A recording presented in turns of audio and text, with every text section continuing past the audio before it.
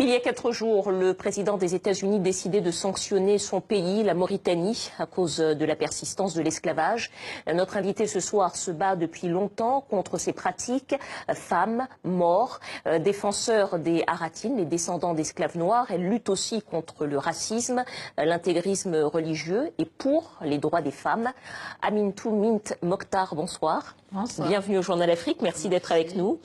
Alors Donald Trump qui impose des sanctions économiques à votre pays, la Mauritanie, à cause de l'esclavage, à partir du 1er janvier, c'est une bonne décision selon vous? Oui, j'estime que c'est une bonne décision puisque l'esclavage est un crime contre l'humanité, tout le monde le sait. Et malheureusement, ce phénomène existe en Mauritanie. Et ça devait être aussi l'occasion pour tous les pays européens de le faire, la France, l'Allemagne, l'Espagne, tous les pays européens. C'est une décision qui quand même est venue au bout portant. Parce qu'aujourd'hui, l'esclavage, aucun pays ne peut se développer, surtout mon pays, la Mauritanie, alors que plus de 50% sont réduits à l'esclavage par ascendance. Si on parle de l'esclavage en Mauritanie, c'est l'esclavage contemporain par ascendance qui est transmis par la femme. Il y a eu beaucoup d'avancées ces dernières années, une loi pour en faire un crime contre l'humanité, pour durcir également les punitions contre ceux qui se rendent, ceux qui sont auteurs d'esclavage ou de travail forcé.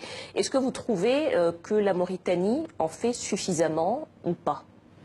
Justement, il y a eu cette loi rendant l'esclavage un crime contre l'humanité. Nous l'avons salué. Il y a eu des tribunaux qui ont été mis sur place, mais malheureusement, il s'avère que c'est des réalisations faites pour la consommation étrangère et qui n'ont pas d'effet sur la situation de l'esclavage. C'est-à-dire que il y a eu, depuis que cette loi existe, il y a eu 3 procès qui sont terminés en queue de poisson, sans résultat, sans rien du tout. Et aujourd'hui, la question de l'esclavage devient très catastrophique pour le pays. Pour les victimes aussi de l'esclavage sont dans des situations de précarité et de négligence extrêmement graves, donc ceux qui ont porté plainte. Et les dossiers qui restent encore dans les tiroirs de la justice n'ont jamais été examinés. Donc, s'ajoute à cela aussi les séquelles de l'esclavage qui sont quand même très profondes et qui révèlent vraiment le manque de volonté politique à appliquer la loi qui a été créée par ce même pouvoir et surtout pour aussi éradiquer les séquelles de l'esclavage. Un autre militant qui combat également ce phénomène de l'esclavage, c'est Biram Dahabed, qui est incarcéré en ce moment pour une affaire qui ne relève pas officiellement de son combat contre l'esclavage. Est-ce que vous pensez malgré tout, comme d'autres personnes en Mauritanie, qu'il est victime de son combat politique et de ce combat contre l'esclavage?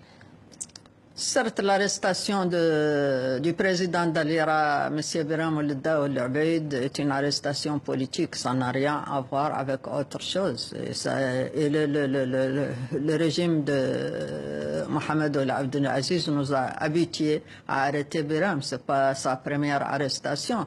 Donc, Biram, on le veut parce que c'est un dirigeant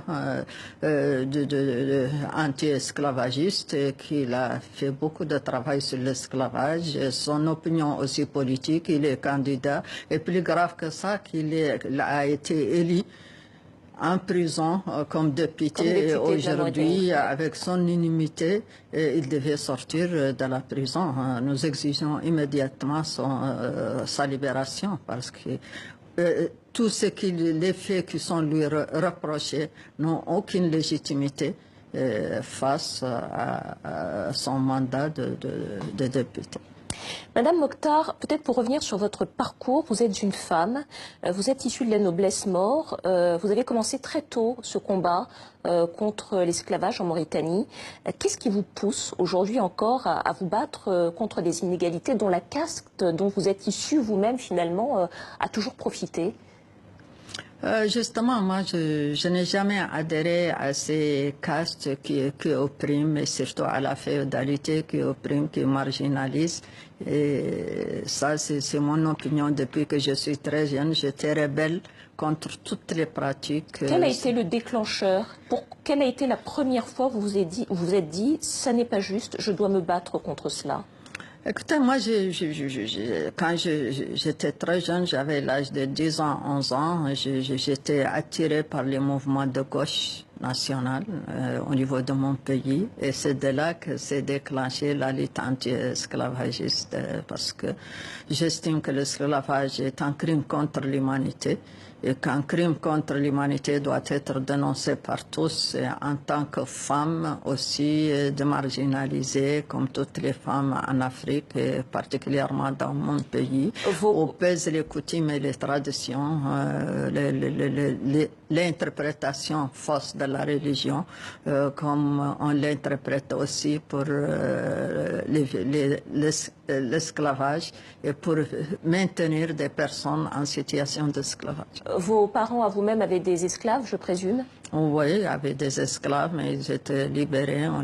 Je les libérés parce que ça ne m'intéresse pas de rester avec des êtres humains réduits à l'esclavage, à la pratique la plus inhumaine et la plus dégradante. Est-ce que vous avez souvenir de la façon dont ça se passait chez vous, dont vos esclaves étaient traités, de la façon dont vous réagissiez lorsque vous étiez encore une enfant?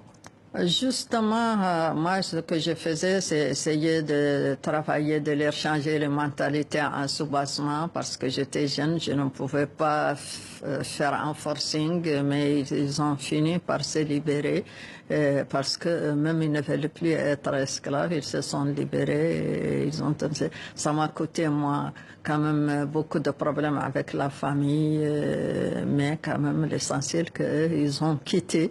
Donc, ils ont abandonné leur situation de servitude. Alors, un autre de vos combats, c'est la lutte contre l'intégrisme religieux. Vous avez d'ailleurs soutenu le blogueur Mohamed Ould Mektaïr, qui a été condamné à mort pour apostasie. Vous venez d'une société qui est majoritairement musulmane. Est-ce qu'aujourd'hui, vous avez peur de l'islam politique? Justement, j'ai soutenu Mohamed Cheikh Ould Mektaïr parce que j'estime qu'il a été victime d'une machination de l'appareil traditionnel religieuse, mais aussi des Corans extrémistes religieux, et qu'il a été arrêté. Et là, il est aussi, il faut pas oublier qu'Mohamed Cheikh Ould Mektaïr est d'une caste aussi, et qui a été toujours durant c'est-à-dire dans mon pays, une caste discriminée et marginalisée. Et c'est pour cela, parce qu'il y a d'autres personnes, d'autres jeunes qui ont dit plus grave que lui, qui ont écrit plus grave que lui, n'ont jamais été inquiétés. Mais comme lui, il est casté, il a été arrêté, alors qu'il n'a fait que répéter ce qui a été écrit par un Égyptien. Donc je l'ai soutenu, je continue à le soutenir. Vous continuez de le soutenir. Et je demande à ce qu'il soit libéré. Je vous parlais de l'islam politique. Les dernières élections législatives ont fait une place importante à Tewassoul, le parti islamiste. Est-ce que selon vous, il y a un danger à faire alliance avec l'islam politique, qui a été le cas par exemple de certains combattants contre l'esclavage? Moi, j'estime que l'islam politique est très dangereux même pour l'islam. Mais en ce qui concerne le Tawassul, je ne crois pas qu'ils sont aussi dangereux que les autres. Donc, moi, j'estime que la politique d'Aziz aujourd'hui, avec la politique du président de la République, avec l'extrémisme violent, les accords qu'il a réalisés, le fait de leur rétrocéder le territoire mauritanien pour se former, etc., le fait de soigner leurs blessés, le fait qu'ils recrutent dans le territoire mauritanien 22 enfants, c'est plus dangereux que Tawassul. Mais je ne suis pas avec Tawassul. J'estime qu'il faut faire la part des choses. L'islam politique est très dangereux pour l'avenir de la Mauritanie, pour sa stabilité et pour la liberté d'expression. Mais tout ça, j'estime que le pouvoir actuel est plus, plus grave que...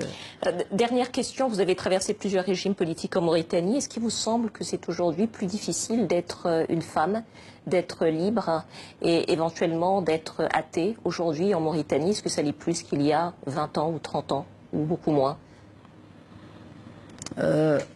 Moi, j'estime que la Mauritanie n'est plus la Mauritanie dans laquelle j'ai grandi, j'ai évolué, parce qu'on était dans une Mauritanie ouverte, dans un islamisme sophiste qui est très ouvert et on n'avait aucune contrainte du point de vue quand même liberté.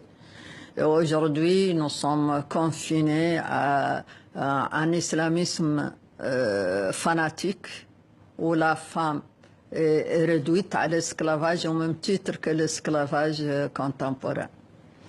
Amin Toumint Mokhtar, merci à vous d'être venu sur notre plateau et d'avoir partagé toutes ces informations sur la Mauritanie, votre regard sur la société mauritanienne avec nous. Merci à vous. Merci. Et puis cette toute dernière info avant de refermer le journal, dans la finale de la Ligue des champions d'Afrique, eh bien l'Espérance de Tunis a remporté le match retour de la finale face à Al Ahly 3-0. Al Ahly, les Tunisiens s'étaient inclinés en Égypte 3-1. On y reviendra bien sûr plus en détail dans notre édition de demain. Voilà, c'est la fin de ce journal. Merci de votre fidélité. À demain.